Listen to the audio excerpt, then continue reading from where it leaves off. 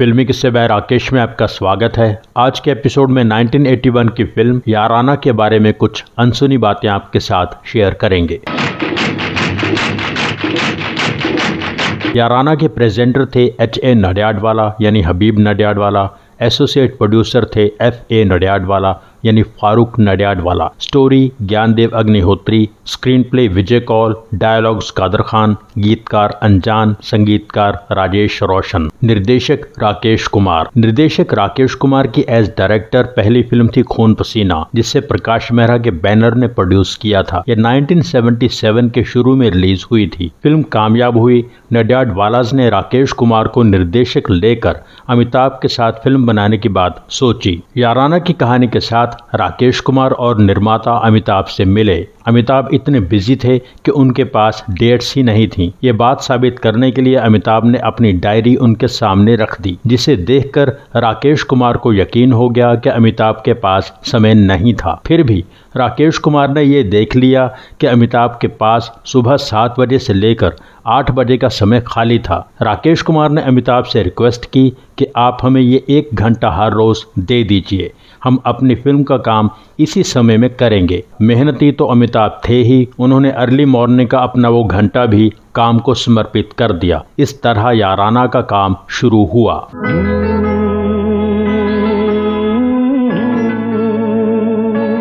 1 जुलाई 1977 film launch की गई। जल्द ही शूटिंग शुरू हो गई। फिल्म के बनते समय इसका टाइटल था यार मेरा। फीमेल लीड में नीतू सिंह को ले लिया गया। नीतू अमिताभ के साथ कई फिल्मों में काम कर चुकी थीं, जिनमें से कुछ अभी भी बन रही थीं। नीतू और अमिताभ एक दूसरे के साथ बहुत कंफर्टेबल थे। याराना के लिए जब दोनों का काम साथ में शुरू हुआ तो नीतू सिंह का डायलॉग था, देखो किशन कोई आ गया है। नीतू ने डायलॉग बोला, देखो अमित कोई आ गया है। डायरेक्टर ने कट किया और नीतू को याद दिलाया कि अमिताभ का नाम फिल्म में अमित नहीं किशन है। क्योंकि अमिताभ रोज सिर्फ इतने कम समय के लिए अवेलेबल थे तो फिल्म को कंप्लीट होने में काफ़ी समय लग गया। इस बीच निर्देशक राकेश कुमार ने अमिताभ के साथ निर्माता टोनी की फिल्म मिस्टर नटवरलाल कंप्लीट कर ली, जो 1979 में रिलीज हुई। निर्माता सी दंडू थपाने की फिल्म 2 और 2 5 पूरी कर दी, जो 1980 में रिलीज हुई। क्योंकि इन फिल्मों के लिए निर्माता अमिताभ की डेट्स पहले ले चुके थे। याराना बनते बनते इतना समय लग गया कि नीतू सिंह की ऋषि कपूर के साथ एंगेजमेंट हो चुकी थी। शादी की तैयारियां चल रही थी। नीतू ने फर्दर फिल्में साइन करना बंद कर दिया था। कलकत्ता के स्टेडियम में जब गाना शूट हो रहा था सारा जमाना, तो नीतू सिंह रोने लगी। वो ऋषि कपूर से मिलना चाहती थी। टेक्निकल फॉल्ट के कारण फोन पर बात नहीं हो पा रही थी। बंबई में ऋषि कपूर परेशान थे। अमिताभ ने नीतू से पूछा कि क्यों रो रही हो, तो नीतू ने बताया। अमिताभ ने निर्माता को मैसेज पहुंचाया कि नीतू की टिकट बंबई के लिए बुक करवा दीजिए, गाना नीतू के बिना भी शूट हो सकता है। इस तरह नीतू को बंबई पहुंचाया गया। इस बात से एक दिन पहले शूटिंग पर एक बहुत इंटरेस्टिंग वाकया हुआ, जो आगे आपको बताएंगे, जब नीतू बुरी तरह घबरा गई थी। खैर, नीतू सिंह के चले जाने के कारण पूरे गाने का फिल्मांकन चेंज कर दिया गया। गाने के पहले हिस्से में नीतू सिंह नजर आती हैं, बाद में नहीं। फिल्म के कई सीन्स में नीतू सिंह के डायलॉग्स उनकी खुद की आवाज में डब नहीं किए हुए। कुछ सीन्स की डबिंग आर्टिस्ट ने की थी, कुछ सीन्स की डबिंग रेखा ने की थी।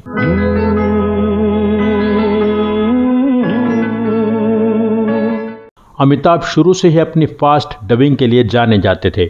उन दिनों सिलसिला की डबिंग हो रही थी। सिलसिला की डबिंग के लिए अमिताभ बहुत समय ले रहे थे।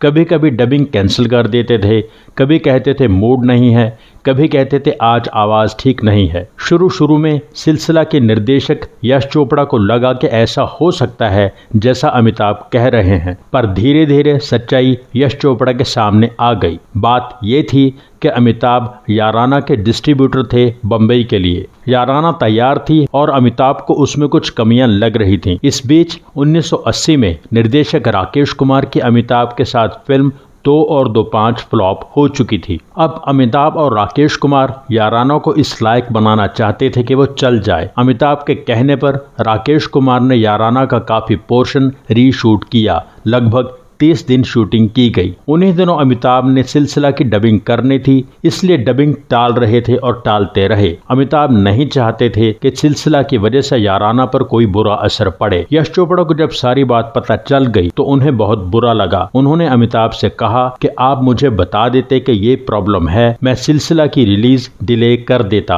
आप याराना का काम पूरा कर लेते। फिर भी सिलसिला को जुलाई एंड की जगह मिड अगस्त में रिलीज किया गया 1981 में, पर तब तक याराना कंप्लीट नहीं हो पाई। याराना दिवाली के आसपास रिलीज की गई। 23 अक्टूबर 1981 इसकी रिलीज डेट बताई जाती है।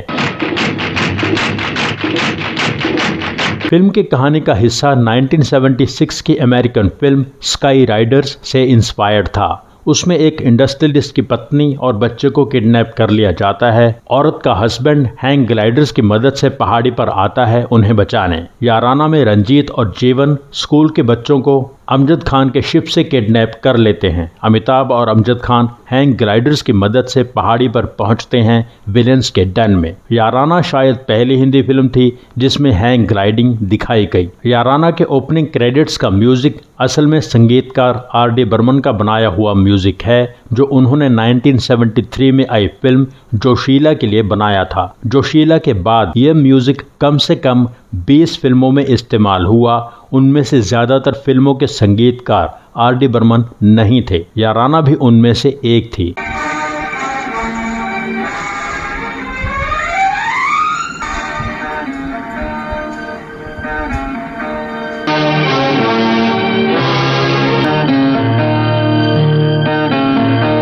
याराना का एक कॉमेडी सीन बहुत फेमस हुआ जब अमिताभ एलिवेटर को एक ऐसी मशीन समझ लेते हैं जिसमें लोग जाते हैं तो बूढ़े होकर निकलते हैं। ये सीन ब्रिटिश कॉमेडियन बेनी हिल के 1965 के एक एपिसोड में पहली बार नजर आया था। उसमें बुजुर्ग लोग यंग बन के बाहर निकलते हैं।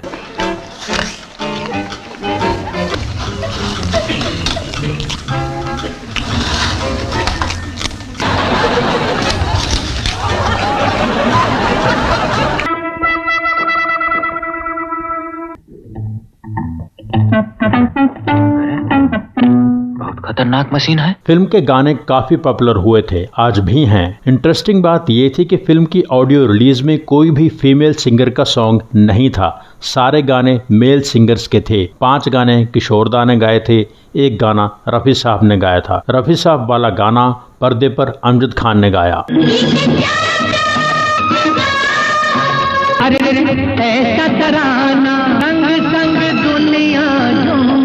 फिल्म के ओपनिंग क्रेडिट्स में भी इन 2 सिंगर्स के नाम ही थे। वैसे एक गाना फिल्म के लिए सुषमा श्रेष्ठ ने गाया था, वो गाना फिल्म में था पर फिल्म की ऑडियो रिलीज में नहीं था।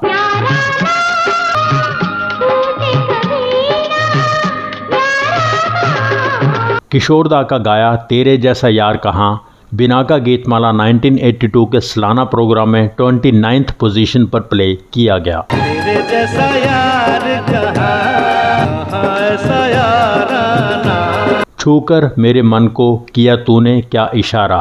ये गाना रविंद्र संगीत यानी रविंद्रनाथ टैगोर की कंपोजिशन की एडेप्टेशन था।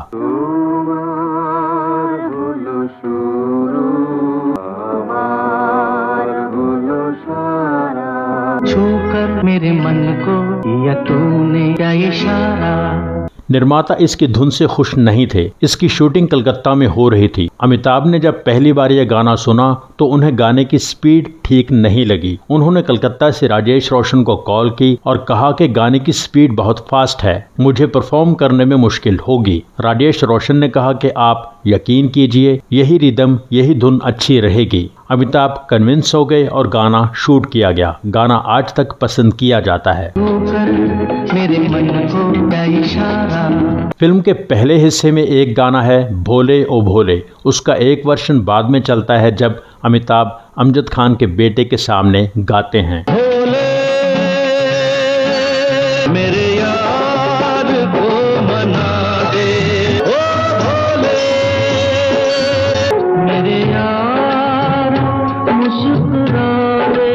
फिल्म का बेहद पॉपुलर सॉन्ग था सारा जमाना हसीनों का दीवाना। इस गाने को कलकत्ता के नेताजी सुभाष स्टेडियम में फिल्माने का आइडिया अमिताभ का ही था। अमिताभ ने इस गाने से जुड़ी कुछ यादें शेयर की थीं। वहां शूटिंग के समय बहुत ज्यादा क्राउड जमा हो गई थी। पुलिस को भी मुश्किल हो रही थी ये सब मैनेज करने में। लोग सीमेंटेड सीट्स तोड़ने लगे थे। नीतू सिंह बहुत ज्यादा डर गई थीं और उन्होंने कहा कि मुझे अभी बंबई जाना है। अमिताभ और नीतू सिंह को वहां से होटल पहुंचाने के लिए कार में बिठाया गया। कार खराब हो गई। करीब 20,000 लोग कार के आसपास जमा थे। पुलिस वालों ने किसी तरह जगह बनाकर अमिताभ और नीतू सिंह से कहा कि आप कार से बाहर आ जाइए, आप दोनों को पुलिस वैन में होटल पहुंचाया जाएगा। पर इस कार से निकलकर पुलिस की गाड़ी में बैठना इम्पॉसिबल था, लिहाजा दोनों उसी कार में बैठे रहे। तब तक लोगों को भी अंदाजा हो गया था कि कार खराब हो गई है और अमिताभ नीतू इसमें फंसे हुए हैं। तब एक कमाल की बात हुई। लोगों की भीड़ ने ही कार को धक्का लगाते हुए होटल तक पहुंचा दिया। अमिताभ ने लिखा था कि मैं इन फैंस की ये मोहब्बत कभी नहीं भूल सकता, उनका शुक्रिया करना कभी नहीं भूल सकता। लाइट बल्ब जंपसूट 1979 की अमेरिकन वेस्टर्न इलेक्ट्रिक हॉर्समैन में रॉबर्ट रेडफोर्ड ने पहना था। उसी आउटफिट से इंस्पायर्ड होकर अमिताभ ने इस गाने के लिए इस तरह की ड्रेस बनाने का आइडिया दिया था। लाइट्स का ऑन ऑफ स्विच अमिताभ के हाथ में था, जो बीट के हिसाब से उन्होंने ऑपरेट करना था।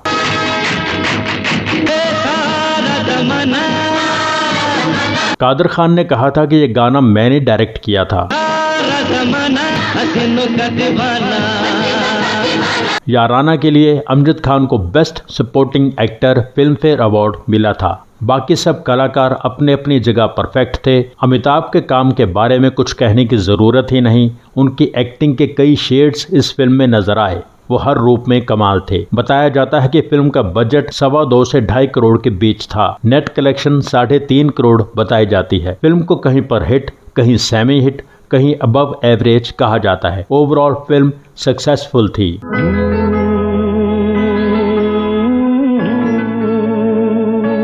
इसके साथ ही 1981 की फिल्म याराना के बारे में ये एपिसोड यहाँ पूरा होता है। हमारे जिन दोस्तों ने चैनल सब्सक्राइब नहीं किया है, प्लीज सब्सक्राइब कर लीजिए। सब्सक्राइब करके बेल आइकन में ऑल पर क्लिक कीजिए। एपिसोड लाइक कीजिए, शेयर कीजिए, कमेंट कीजिए। Thank you so much for watching.